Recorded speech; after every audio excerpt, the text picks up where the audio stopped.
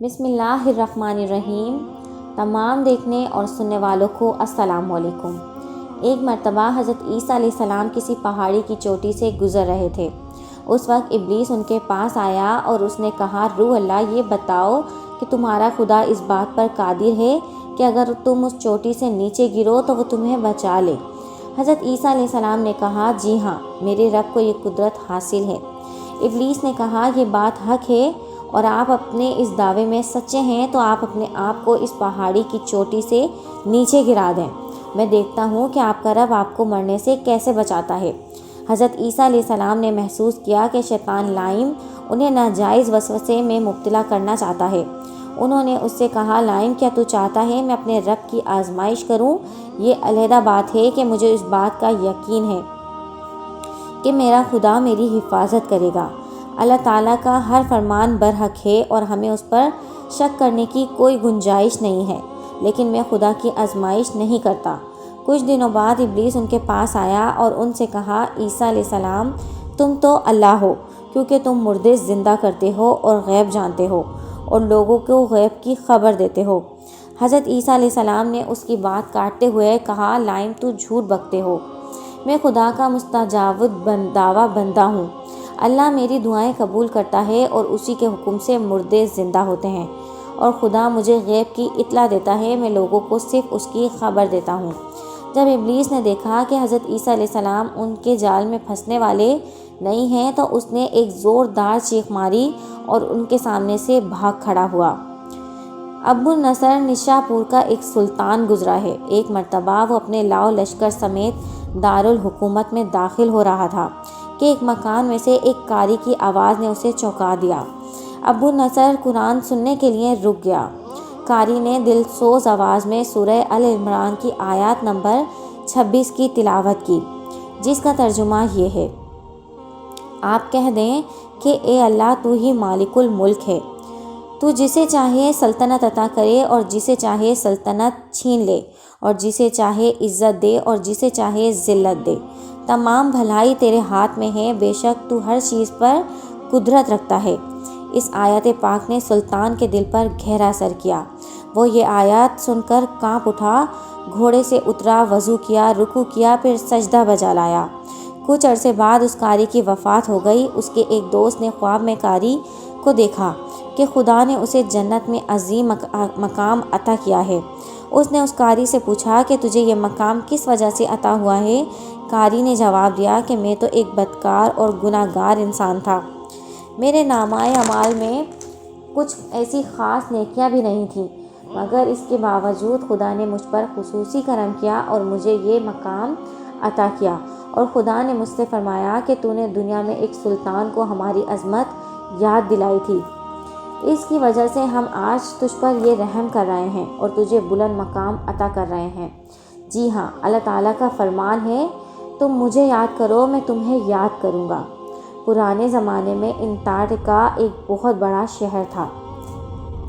یہ شہر ایشیائی کوچک میں واقع تھا۔ اس شہر کی لمبائی 12 میل تھی اور اس شہر میں انسانوں کی ایک بھاری تعداد واقع پذیر تھی۔ انٹارکٹیکا شہر کے لوگ گمراہ اور ظالم تھے۔ وہ ستاروں اور بتوں کی پوجا کیا کرتے تھے۔ اللہ تعالیٰ نے ان لوگوں کی ہدایت کے لیے 2 نبی بھیجے۔ اس شہر نے ان کی تکذیب کی تو ان کی تقویت کے لیے تیسرے رسول کو وہاں بھیجا گیا۔ چنانچہ تینوں انبیاء نے لوگوں کو خدا کے راستے کی دعوت دی اور شہر کے گوشے گوشے میں انہوں نے تبلیغ دین دی اور لوگوں کی توحید کی دعوت دی اور انہیں عذاب خدا سے آگاہ کیا۔ اہل شہر بڑے بدبخت تھے۔ انبیاء کی مشترکہ تبلیغ کی کوششوں کا ان پر کوئی خاص اثر نہ ہوا اور پورے شہر میں سے صرف 40 افراد نے ہی دعوت حق کو قبول کیا۔ شہر کے دوسرے لوگوں نے تینوں انبیاء اور ان کے پیروکاروں کو پکڑ کر انہیں سخت اذیتیں دیں اور ظلم کی انتہا کی گئی۔ ان مظلوموں کی گردنوں میں سوراخ کر کے ان میں رسیاں ڈال دی گئیں۔ شہر کے ظالم لوگ رقص بسمل سے لطف اندوز ہوتے۔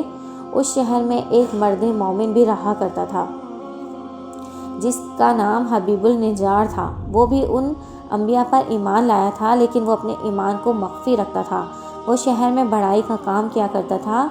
اسے جو مزدوری ملتی تھی وہ اس کو 2 حصوں میں تقسیم کیا کرتا تھا۔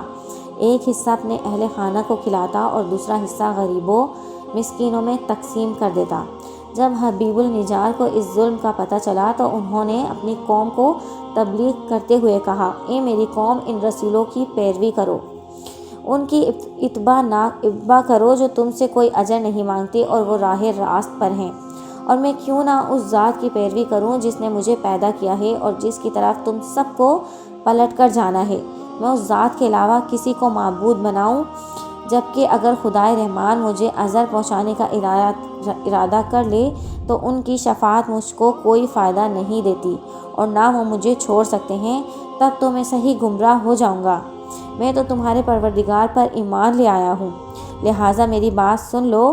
کیا میں اسے چھوڑ کر دوسرے معبود بنا لوں؟ حالانکہ اگر خدائے رحمان مجھے کوئی نقصان پہنچانا چاہے تو ان کی شفاعت میرے کسی کام آ سکتی ہے اور نہ ہی وہ مجھے چھوڑ سکتے ہیں۔ اگر میں ایسا کروں تو میں واقعی گمراہی میں مبتلا ہو جاؤں گا۔ میں تمہارے رب پر ایمان لے آیا ہوں، تم بھی میری بات مان لو۔ لیکن ظالم لوگوں نے اس کی بات پر کان نہ دھرے اور ان کی نصیحت سے بھی خواب غفلت سے بیدار نہ ہوئے، بلکہ ظالم درندے یکدم ان پر ٹوٹ پڑے اور بیچارے کو اتنا مارا کہ اس کی آنتیں باہر آ گئیں۔ پھر اس کا گلا دبا کر قتل کر دیا اور لاش کو ایک کنویں میں ڈال کر اس پر مٹی ڈال دی اور وہ کنواں اس کا مدفن بن گیا۔